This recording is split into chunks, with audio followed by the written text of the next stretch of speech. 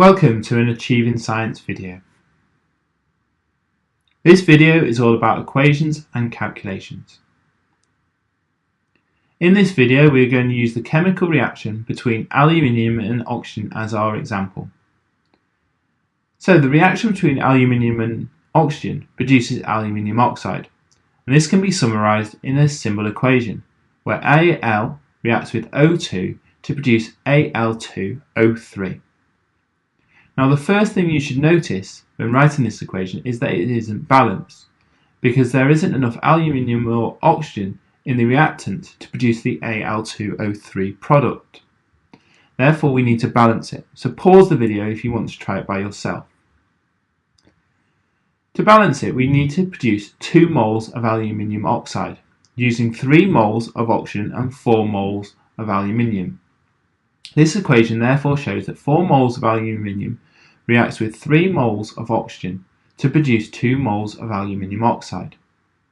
Let's apply it to an exam question. So the exam question asks you that if we use 40 grams of aluminium and we reacted it in excess oxygen, what mass of aluminium oxide would be produced?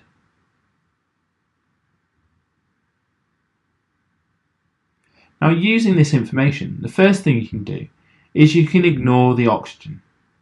As the oxygen is in excess, and we can ignore it because we now have a balanced equation. What we can also now do is begin to use what we know. So using your periodic table, for instance, you know that you can work out the relative atomic mass of aluminium. You could also work out the relative formula mass of aluminium oxide. So we've worked out the relative atomic mass of aluminium is 27 and the relative formula mass of aluminium oxide is 102. From the question we know that we're using 40 grams of aluminium to work out an unknown mass of aluminium oxide. Now using this we can work out the moles of aluminium. This is calculated by the equation the mass divided by the molar mass. Therefore, 40 divided by 27 shows you that we are using 1.5 moles of aluminium. Now, if we remember from the equation, we are using 4 moles of aluminium to react, and we produce 2 moles of aluminium oxide. Therefore, we produce half as many moles of aluminium oxide.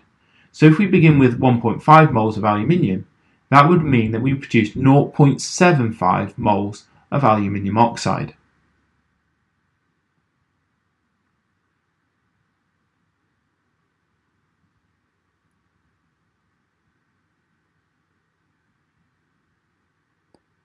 Now, using the same equation as we used above, where we use the number of moles equals mass divided by molar mass, what we can do is we can put this into a triangle to help rearrange it. So we're trying to work out the mass. We know the number of moles is 0.75 and we know the molar mass of aluminium oxide is 102 grams per mole. We can place all these into a triangle. Using this triangle we can see that if we multiply 0.75 by 102 we can work out the mass of aluminium oxide that would be produced. And in this case the answer is 76.5 grams.